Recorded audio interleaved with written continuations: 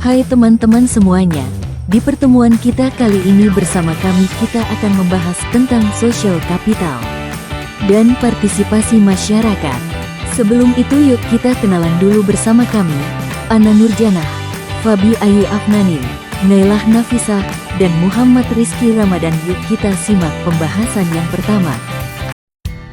Pembahasan yang pertama yaitu kemiskinan di kota dan pedesaan. Nah jadi, kemiskinan merupakan persoalan kompleks yang tidak hanya berkaitan dengan pendapatan, tetapi juga pendidikan, kesehatan, dan ketidakberdayaan dalam pembangunan. Pandangan bahwa orang miskin itu malas dan bertanggung jawab atas kemiskinannya seringkali tidak tepat. Sebaliknya, banyak orang miskin yang pekerja keras dan cerdik. Mereka rentan terhadap hal-hal tak terduga dan memiliki keterbatasan dalam mengakses manfaat pembangunan dan pelayanan pemerintah. Perlu analisis mendalam untuk memahami dan mengatasi masalah ini. Yang pertama, kita sebagai orang luar. Nah, menurut Raharjo, 1998, kemiskinan yang luar biasa di desa-desa dunia ketiga merupakan salah satu penghinaan. Dihadapkan pada kenyataan-kenyataan, sedikit sekali orang akan membantah pernyataan tersebut. Penghinaan ini bukan hanya karena tidak dapat dibenarkannya perampasan, penderitaan dan kematian, karena sebetulnya dapat dicegah, melainkan juga karena berdampingan dengan kemakmuran. Yang selanjutnya yaitu, rumusan tujuan untuk orang luar haruslah merupakan kebalikan, yakni mendahulukan hasrat dan keinginan kaum yang miskin itu sendiri. Pendapat umum yang menganggap bahwa orang luar lebih tahu tentang apa dan bagaimana mencapai keinginan kaum miskin daripada yang bersangkutan. Untung rugi antara biaya dan keuntungan jangka panjang dengan jangka pendek, dan keikhlasan serta kejujuran orang luar terhadap diri mereka masing-masing. Lalu yang selanjutnya yaitu, kekuasaan dan golongan orang miskin seringkali memiliki hubungan yang timpang, di mana golongan miskin memiliki akses terbatas terhadap sumber daya dan kekuasaan. Hal ini dapat menyebabkan mereka menjadi rentan terhadap penindasan dan eksploitasi. Orang miskin seringkali tidak memiliki suara yang cukup kuat untuk memperjuangkan hak-hak mereka, sehingga mereka membutuhkan bantuan dari pihak lain untuk meningkatkan posisi tawar mereka. Dalam konteks pembangunan desa, penting untuk mempertimbangkan kebutuhan dan aspirasi golongan miskin dan memastikan bahwa mereka memiliki akses yang adil terhadap sumber daya dan kekuasaan. Lalu ada perangkap kemiskinan, yaitu di mana siklus kompleks yang terdiri dari kelemahan jasmani, isolasi, kerentanan, dan ketidakberdayaan. Faktor-faktor ini saling terkait dan menyebabkan kemiskinan menjadi sulit diatasi karena menciptakan lingkaran setan yang sulit diputus, sehingga memerlukan pendekatan yang komprehensif dan terintegrasi untuk mengatasinya. Nah, selanjutnya yaitu kerentanan dan lilitan kemiskinan. Hal ini disebabkan oleh beberapa faktor, antara lain: 1. Kewajiban adat yang memberatkan, seperti mahar dan biaya pernikahan. 2. Musibah, seperti pencurian, kebakaran, dan peperangan. 3.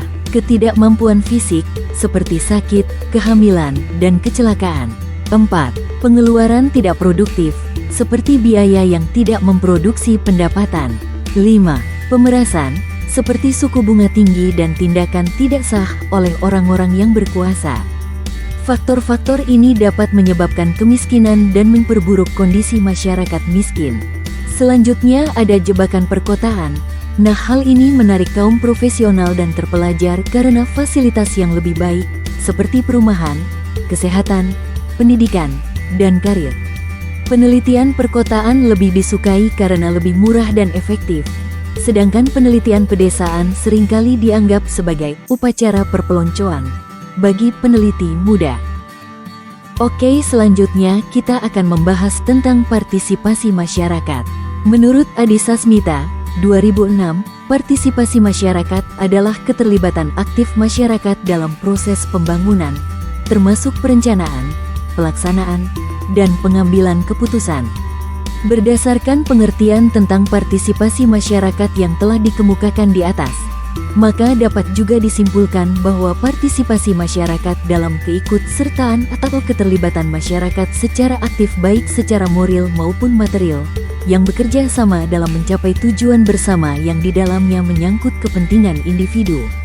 Dengan itu, terlihat jelas bahwa peran serta masyarakat menjadi demikian pentingnya di dalam setiap bentuk pembangunan, karena dengan dukungan masyarakat yang saling berinteraksi senantiasa memberikan harapan ke arah berhasilnya suatu kegiatan.